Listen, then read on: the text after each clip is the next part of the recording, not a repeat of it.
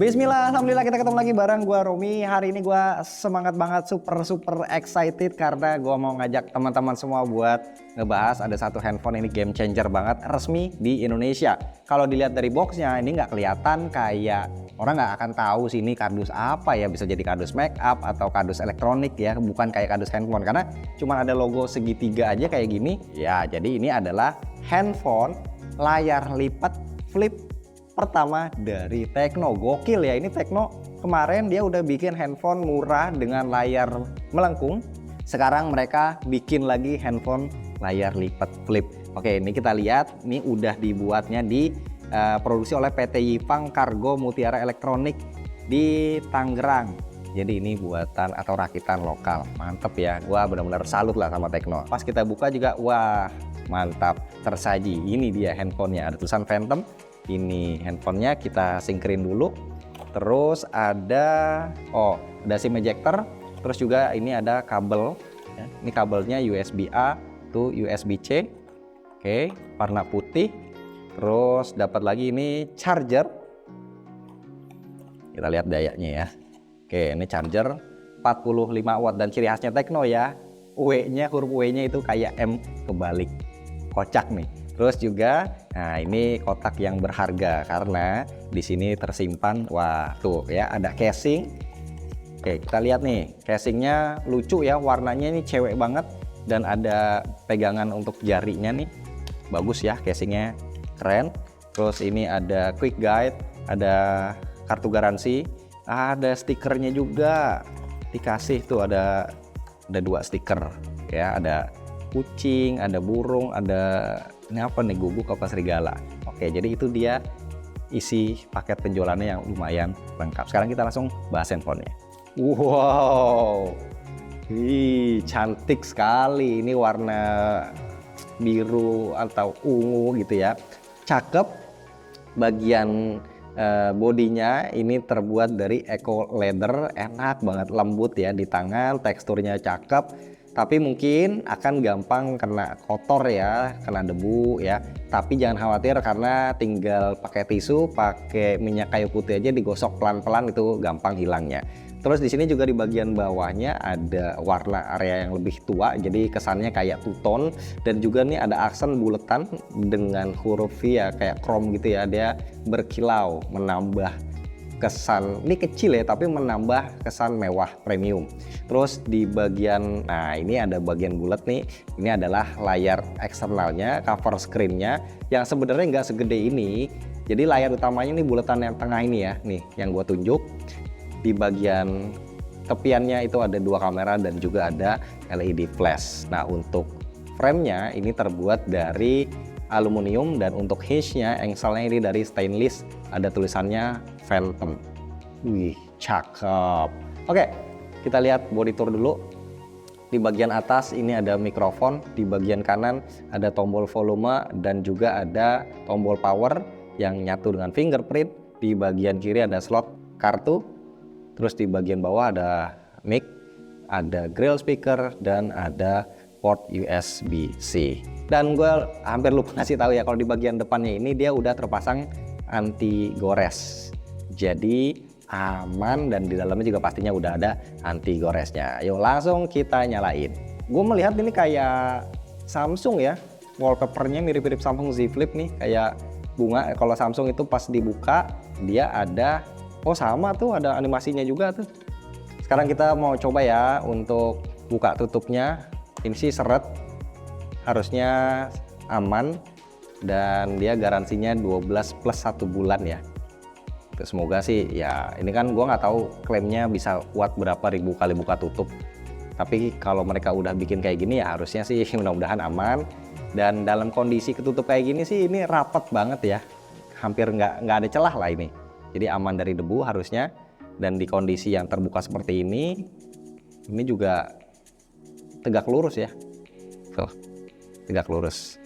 Dan untuk kelipatan layarnya ini masih kelihatan tapi nggak terlalu parah ya, kurang lebih mirip lah sama kayak Samsung Z Flip series. Nah UI-nya yang dipakai adalah HiOS versi 13.5.0 dengan Android versinya di Android 13 juga. Oke, kita lihat lagi sekarang, balik ke UI-nya seperti ini tampilannya. Cukup oke. Ada beberapa bisa dibilang bloatware ya, kayak etalase apps, Ella, terus CarCare. Tapi itu bisa kita hapus. Terus dia nggak punya, kalau kita geser dia nggak punya Google Newsfeed ya. Adanya seperti ini aja nih, tampilan card-cardnya, bawaannya dia sendiri, bukan dari Google. Untuk jendela notifikasinya seperti ini. Terus untuk task manajernya kayak gini ya, recent app-nya. Ship. Sekarang kita lihat lagi ke menu displaynya. Kita lihat refresh rate-nya ya. Oke, dia bisa pilihan ada auto, terus bisa 60 Hz, 90 Hz atau 120 Hz. Jadi gua langsung pilih aja nih yang 120 Hz biar enak ya, biar langsung jos. Terus personalisasinya, oh ada nih, ada tema ya di sini. Oh, tapi dikit temanya, mungkin bisa download nanti online nih, ada pilihannya. Oke, banyak yang gratis. Terus ada live wallpaper, ada pilihan static wallpaper, ada cover screen personalization-nya. Nah, ini jamnya nih yang di depan. Wih, mantap, ini yang penting ya, biar nggak cepet bosen. Oke, ada banyak pilihannya. Terus bisa juga nampilin cute pets. Nah, ini hewan-hewan lucu nih ya. Ada kucing, guguk ya, sama ada burung. Tinggal pilih aja tuh mau yang mana. Ya pilihannya cuma 5 sih, nggak terlalu banyak. Mungkin nanti akan tambah lagi di update. Terus di sini ada pilihan font, terus ada desktop setting, ada gesture dan lain-lain ya. Nah, sekarang kita lihat nih cover screen collection-nya. Jadi di sini kita bisa pilih seperti tadi ya, ini jamnya nih mau yang kayak gimana, animasinya, wah cakep-cakep ya. Oke.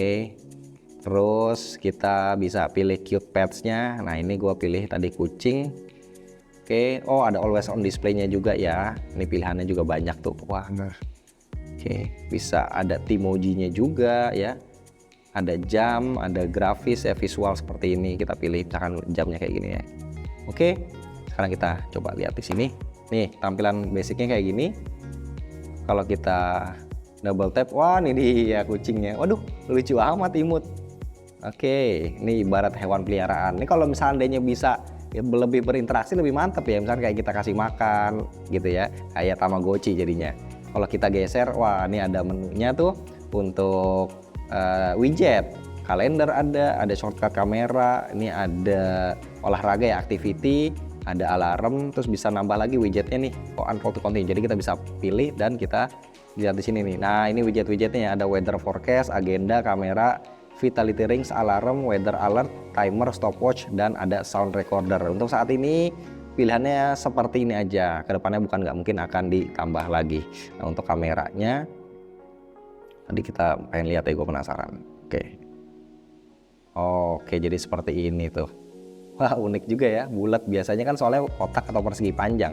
Nah, untuk spesifikasinya kita mulai dari layarnya dulu. Yang dalam dia pakai panelnya LTPO AMOLED, dimensinya 6,9 inci di 120 Hz dengan brightness maksimalnya di 1000 nits, tapi dia belum support HDR atau Dolby Vision. Sedangkan untuk layar luarnya ini AMOLED aja di 1,32 inci. Mungkin ini 60 Hz ya, karena kan layarnya sekecil ini ya, jadi nggak mungkin dikasih di atas 60 Hz, sayang-sayang. Dan brightness-nya itu ada di 800 nits. Sekarang lanjut lagi, kita lihat AnTuTu benchmark. Oke, udah gua tes, skornya 715.000 poin. Ini pakai 3D yang light ya pengujiannya. CPU-nya 193.000, GPU-nya 196.000. Nah, untuk chipset yang dipakai, dia pakai Dimensity 8050 6 nanometer, terdiri dari 1 Cortex A78 3 GHz, 3 Cortex A78 2,6 GHz, dan 4 Cortex A55 buat low power. Terus RAM-nya ini 8 GB, untuk storage-nya 256 GB, dan baterainya 4000 ya, 4000 mAh. Nah, sekarang lanjut lagi, kita cek di YouTube. Kita setel ini dulu ya, musiknya nih. Pengen tahu speakernya apakah dia stereo atau tidak.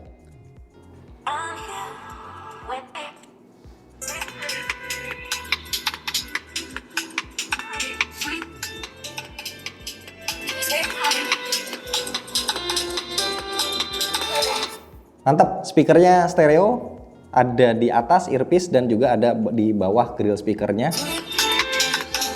Detailnya juga cakep, kelantangannya juga menurut gua ini udah oke, jadi tidak ada masalah. Dan untuk getar-getarnya nih ya, haptiknya ini gua pakai untuk ngetik ada getar-getar tipis, tapi kita coba atur lagi ya, kita lihat vibrate-nya nih. Yes, di menu sound and vibration ternyata bener ya, ada opsi haptic vibration, bisa kita matiin dan nyalain, dan bisa kita pilih levelnya ya. Ada 1, 2, 3, 4, ada 5 tingkat. By default tadi tingkat yang kedua atau ketiga ya, gue lupa. Dan ini haptiknya menurut gua ini sudah enak, tidak seperti handphone flagship belasan juta atau 20 juta, tapi ini jelas enak, nggak kayak handphone murah. Jadi haptiknya terasa dan enaknya tadi ya, kita bisa pilih mau smooth atau mau yang getarannya kencang. Oke, terakhir kita bahas kamera. Jadi setupnya ini kan ada dua ya, ada 64 megapiksel, ada PDAF tapi nggak ada OIS-nya, dan ada ultra wide, dia 13 megapiksel. Dan untuk kamera yang selfie di sini ada 32 megapiksel. Yuk kita lihat interface kameranya. Nih, yang belakang dulu ya. Seperti ini. Untuk lensanya pilihannya ada 0,6, ada 1 kali dan 2 kali digital zoom. Nah, untuk mode-modenya yang langsung tersaji di sini ada film. Nah, ini ini sama ya, sama kayak kebanyakan handphone Tecno yang lain, dia ada template-nya nih untuk bikin short movie, terus ada video, ada AI cam, ada portrait, ada super night, dan more-nya ini ada lagi tuh pilihannya, ada slow motion, time lapse, dual video, sky shot, pro, super makro, panorama, dan juga ada dokumen. Nah, di sini juga ada mode untuk 64 megapikselnya ya. Toggle-nya ada di sini, shortcut-nya. Dan juga kita bisa nyalain AI untuk color enhancement. Nah, untuk perekaman videonya dia ada opsi untuk ultra steady-nya. Oh, mungkin ada OIS-nya ya. Gua nanti akan coba make sure lagi, nanti gua akan tulis di deskripsi ya. OIS-nya itu ada beneran atau dia ACE. Terus untuk nyalain ultra steady, dia videonya coba ya. Oke, videonya mentok di 1080 30 fps aja. Tapi kalau ultra steady-nya kita matiin, dia bisa sampai 4K 30 fps untuk kamera belakang, dan juga bisa Full HD 60 fps. Nah, kita pindah ke depan. Kalau di depan perekaman videonya bisa sampai 2K 30 fps. Ada juga ultra steady-nya sama ya, ini di 1080 30 fps.